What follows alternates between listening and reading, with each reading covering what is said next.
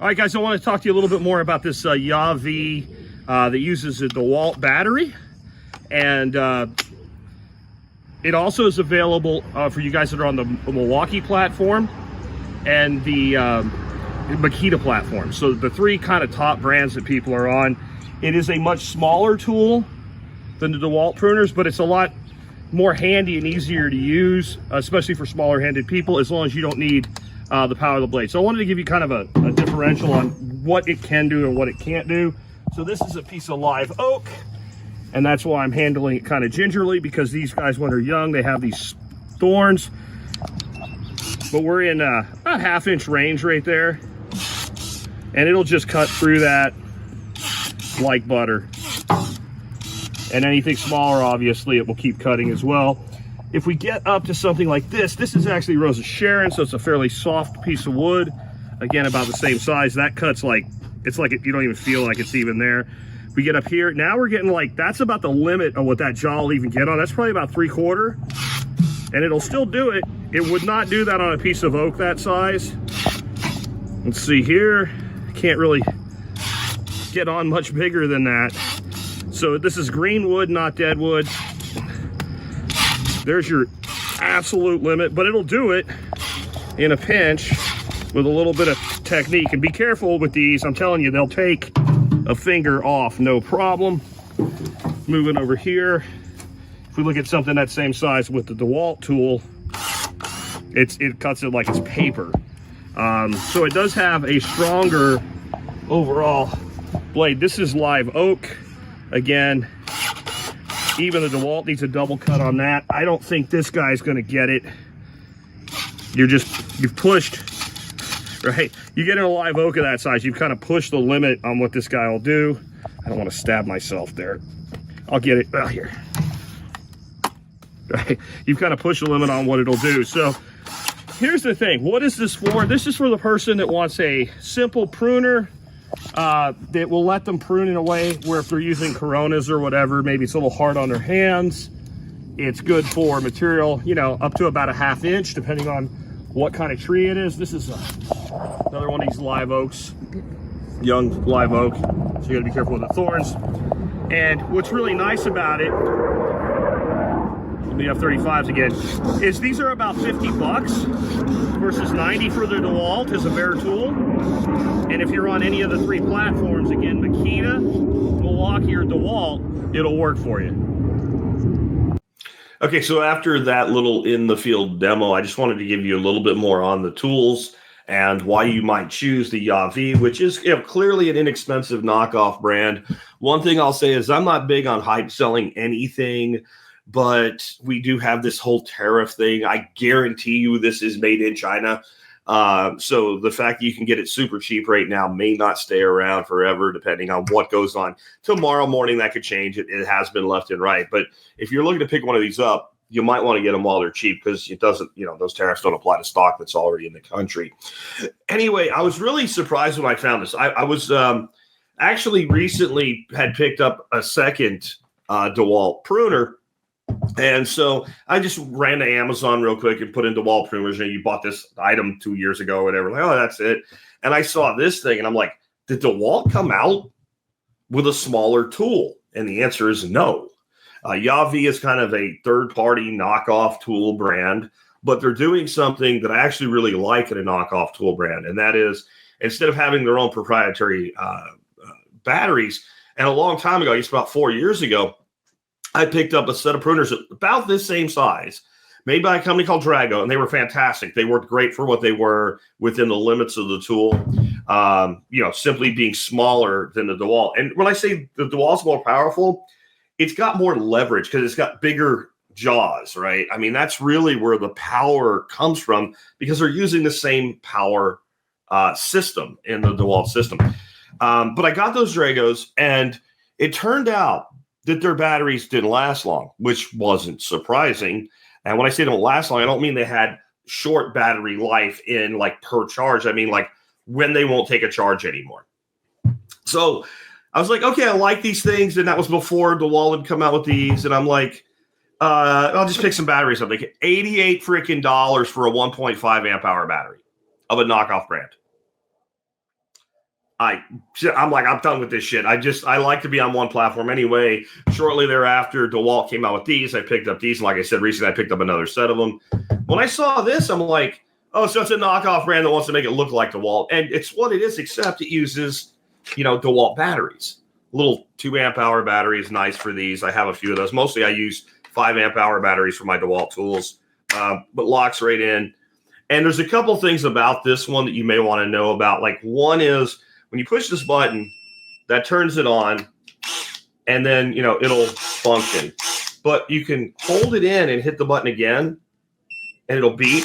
And if you notice, it opened a lot less. It's a shorter throw.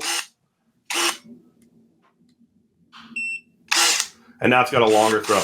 Why would you do that? I think the reason you might do that is you're working with smaller material.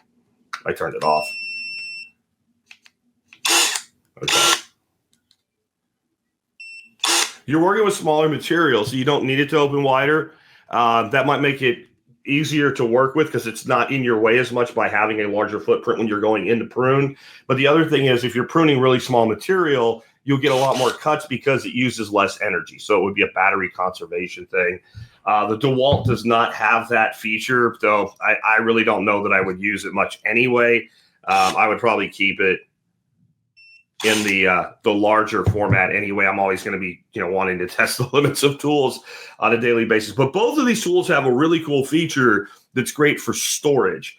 Now, the DeWalt comes with a sheath, which is nice, but it only works with the tool completely open. You may not always have it. If you're like me, you've probably lost it within the first couple weeks of getting it. And these blades will cut you, especially if you do something dumb like stick it up under your arm to hold it and jab yourself in the bicep with it. How do I know? Because I did that. But one way to make it a little less likely for something like that to happen is to not store it with the jaws open. None of them have like a default way with the power buttons or anything, because DeWalt didn't even have a power button. They have a safety basically that lets you. So you've got your button here. You actually have to push. The handle has a safety, and then it'll work. And without that safety post, it won't work. So it has no on-off feature other than that. This guy, of course, has the power button. It also allows you to set the width of jaws. But the other thing, both tools will do this. If you push it and hold it closed, pop out the battery, the jaws will stay closed on it. And that's how I prefer to store it when it's not in use. And even if I'm still using it, but I just want them closed in the field, then I'll pop the battery back in, and they will remain closed until you either turn this one on or use the power control on that one. Otherwise, it's just a great tool. You can see how much smaller it is, how much lighter it is. My wife loves these because it is just easier on the hands. And just in general, these tools are really great for people as we get older. We start to get, arthritis and things in our hands, and something like high compression pruning over time really can make that worse. Can lead to carpal tunnel and stuff like that.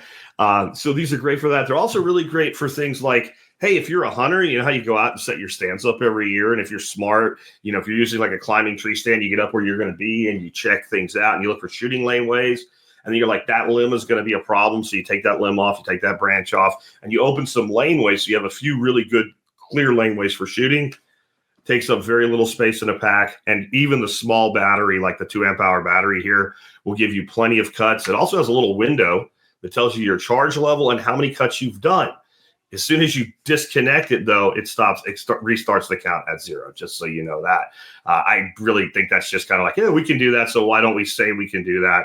I don't see much advantage to it. The batteries, of course, have a charge indicator on the back anyway. But they're great for that. And then biochar, guys. Like, if you guys that are doing biochar like I am, my wife and I sized down a whole bunch of material. She pruned a bunch of stuff out in her bird garden out in front, where I have a little mini Miyagi pond for her and some bunch of bird feeders and all that. It just grown in way too much. Live oak, Rose of Sharon, a bunch of stuff like that. So we pruned all that out, and we sized that down into 2 32-gallon garbage cans of material that's all about, yay big. And that's just going to be, I'm going to put that in the shop in a wire frame to dry out. That's going to be great biochar material. It'll process really quickly and be really easy to crush. The other thing is when you're making biochar size material, for those of you that do, once you have it in like a bin, you can just kind of stab down in there and just chop, and resize it. So that's not something everybody's going to do. But if you're making biochar, this tool, or any of the pruners are great. And then one more thing. If you are on Makita or Milwaukee, you can get this exact tool, but for your platform. What's nice about that is, as far as I know, Makita does not have in their popular platform is 18 volt. They have a shitty one in their 12 volt that looks a lot like this, but apparently it's not really in stock because it's priced at like $500, so you wouldn't buy that anyway. The Milwaukee one is like really big and kind of two-handed awkward. And it's like $220. I mean, guys, the DeWalt, which is probably the best out of all of them from a power standpoint and a form factor standpoint, this is a bare tools $90. So this is if you're on DeWalt and you want the bigger one, go ahead and get this one. There's links to both reviews down there. But if you want an extra one, or you want something small and a little more diminutive, or you just want I'm not going to use it that much, so I just want one of these, and I will spend the one for the DeWalt is $47. I think the other two are $49. Again, they come as a bare tool, but they use the platform you already have. So anyway, if you got any questions, post them down in the comments, and I'll do my best to answer them. Which is better? The DeWalt. Which is a better value? Probably the YAWV. And it's really not even a question, again, of which is better. They really just are different tools that have different applications. This is a value tool, small, compact, lightweight, somewhat limited in the size material, but as you saw in the video, go up to 3/4. And this, we call this the pedophile disassembler. This takes things apart in a real way, but it's bigger, it's bulkier, and it costs more money. I have both. I'm happy with that decision. Again, any questions in the comments?